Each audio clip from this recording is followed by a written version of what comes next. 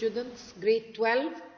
Today I'm going to give you a recording session on poetry composed upon Westminster Bridge by William Wordsworth. Okay, let's start.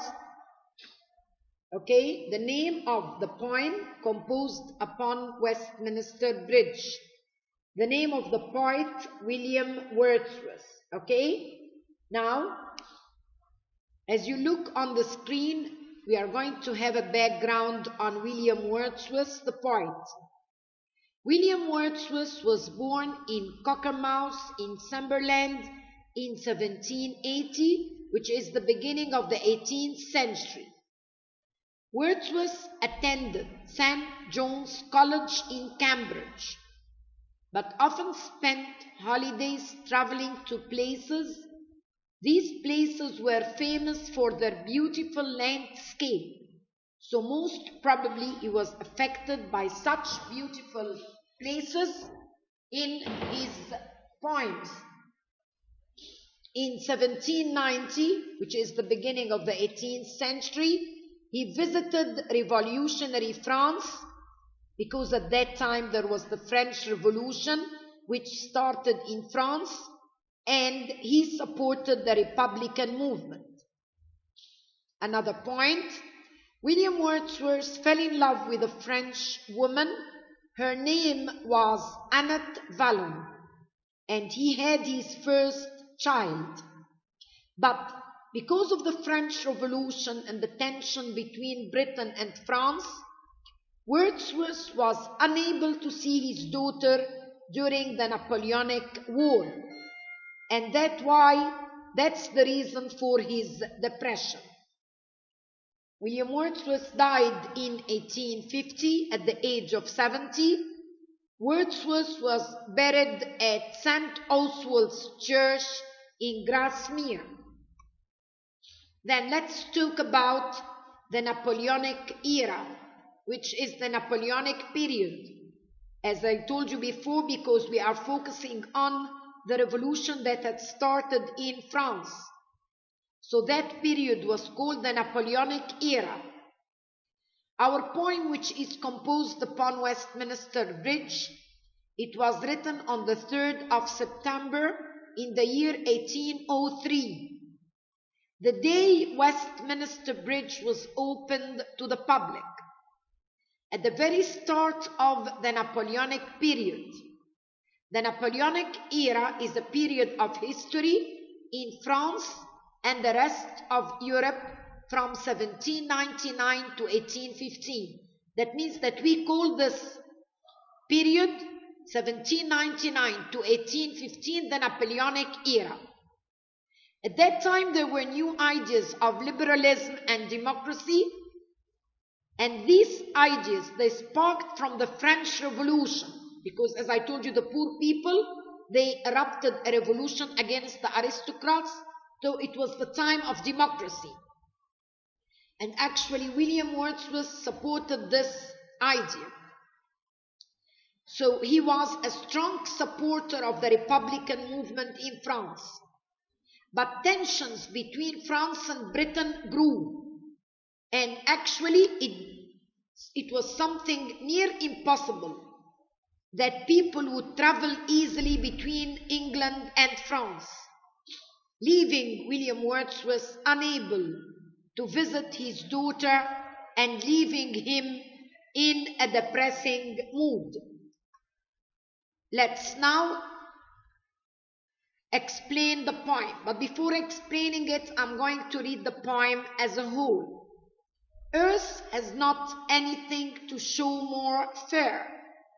Dull would he be of soul who could pass by, a sight so touching in its majesty.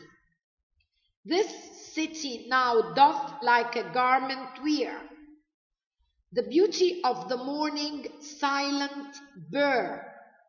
Ships, towers, domes, theatres, and temples lie, open unto the fields and to the sky, all bright and glittering in the smokeless air. Never did the sun more beautifully steep in his first splendor, valley, rock, or hill. Ne'er saw I, never felt a calm so deep. The river glits at his own sweet will.